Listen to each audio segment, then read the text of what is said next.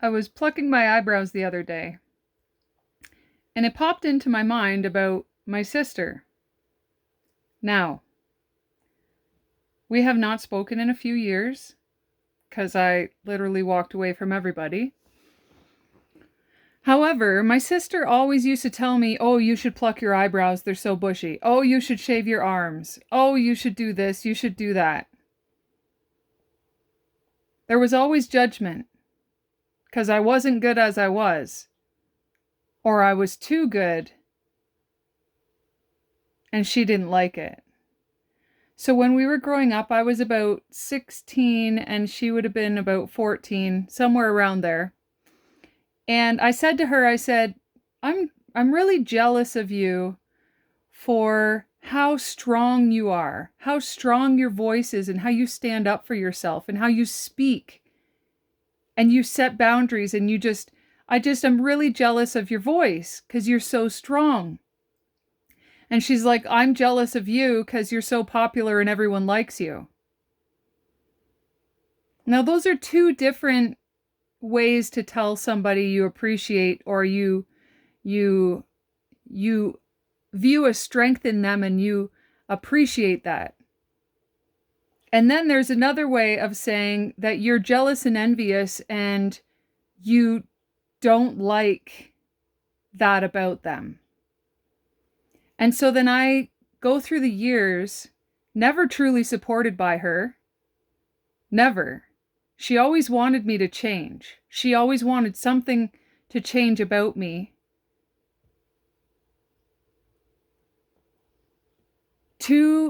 Almost 3 years ago now, when we went back to Ontario, I was guided back there because there was lots happening behind my back that I needed to learn about. And we were back only 2 weeks. And I still owned property then, and I was setting up our place for my son and I to live. And my sister had came over to see my son, and they were hanging out, and I didn't know this at the time. My son told me after, like at least a week or so after that she was bad-mouthing me to him. That she said, oh, I don't know how your mother lives this way, how she can have all this stuff all over the place. Bitch, did you know that I just moved back 2 weeks ago and I'm unpacking to get us sorted? And if you have such a problem with what my home looks like, why don't you offer a hand? She wasn't even working at the time. So rather than offering a hand, say, hey, I'll come over tomorrow. I know you could use some help. I'll help you put away some dishes or whatever you'd like. But no, she sat there behind my back to my son talking shit about me because she couldn't stand whatever she couldn't stand. Clearly, she's been smiling in my face my entire life. She always stole from me when she had the opportunity. She had a spare key for my van that I didn't know about, and she ended up telling me years later that she stole stuff out of my van. And the crazy part is that it's always the people that are closest to you. And I have no idea if you watch my videos, so this is a direct message to my sister.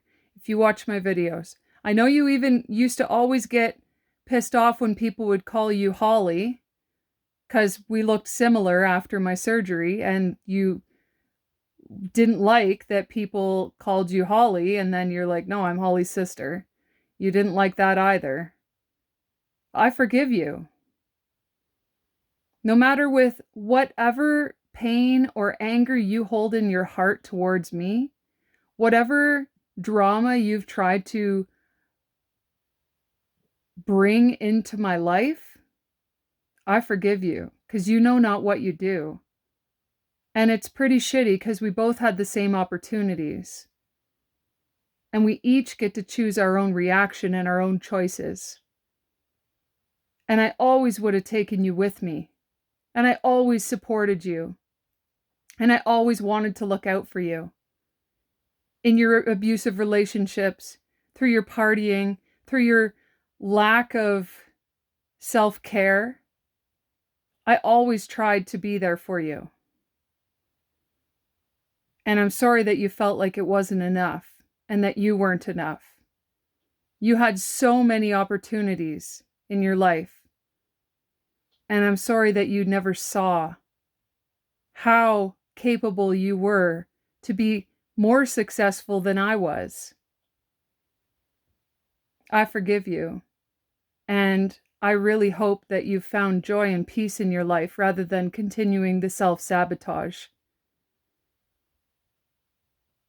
I still love you, but sometimes you need to make head over heart decisions.